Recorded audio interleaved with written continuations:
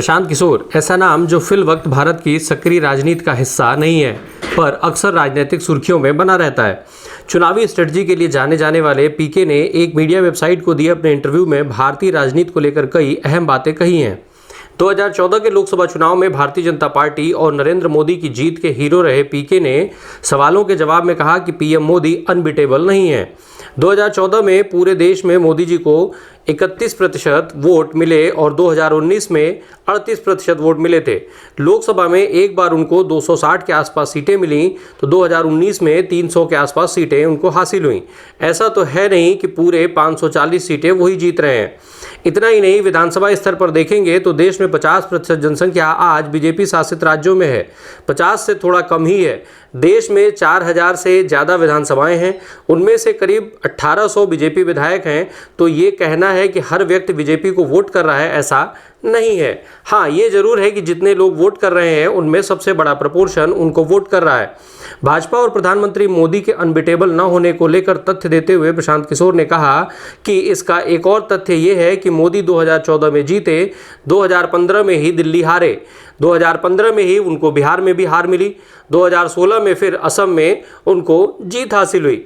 दूसरे राज्यों में भी भाजपा अच्छा नहीं कर पाई। पिछले 7 साल मोदी जी का डोमिनेंट एरा है, लेकिन इसमें शायद ही ऐसा कोई साल रहा हो जब वो चुनाव ना हारे हों। हालांकि चुनाव हारने के बाद भी सबसे ज़्यादा चुनाव जीतने वाली जो पार्टी है वो बीजेपी है, इसमें कोई दो मत नहीं है। लेकिन सबसे ज़्यादा चुनाव जीतना और सभी चुनाव जीतना एक बात नहीं है। विपक्ष की एकजुटता और उसके संभावनाओं पर बात करते हुए पीके ने कहा कि विपक्ष एकजुट होकर भी बहुत कमज़ोर हो सकता है और कई ऐसे संदर्भ हैं जहां विपक्ष एकजुट न होकर भी बहुत मजबूत हो सकता है। तो ये दोनों चीज़ें एक नहीं है। पहले तो एकजुट होना ही बहुत मुश्किल है, क्योंकि पार्टियों का आपस में कॉम्पिटिटिंग इंटरेस्ट है और एक साथ सब आ जाएं ये संभव भी नहीं है। आपने ज़्यादातर देखा होगा कि लोग जो यूनाइटेड अपोजिशन की बात करते हैं वो ये चाहते हैं कि मेरे राज्य में मुझ पर लागू ना हो, बाकी पूरे देश में एकजुट हो जाए।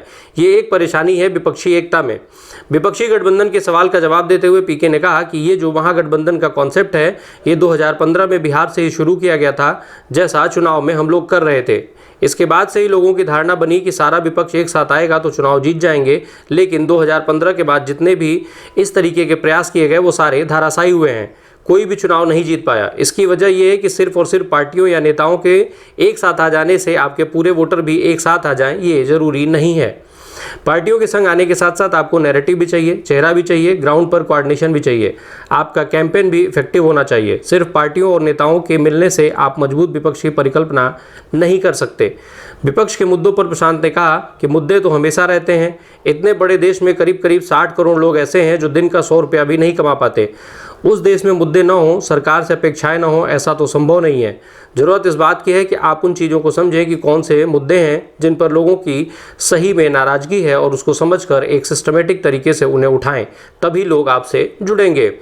खुद के सक्रिय राजनीति में आने के सवाल पर पीके ने बताया कि ये तो बिल्कुल क्लियर है कि मैं बीजेपी के उल्टे साइड में ही खड़ा हूँ।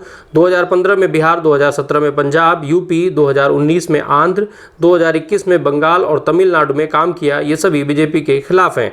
साथ ही उन्होंने ये भी क्लियर कर दिया कि वो 2 मई तक इसका निर्णय कर लेंगे कि वो राजनीति में किस भूमिका में रहेंगे।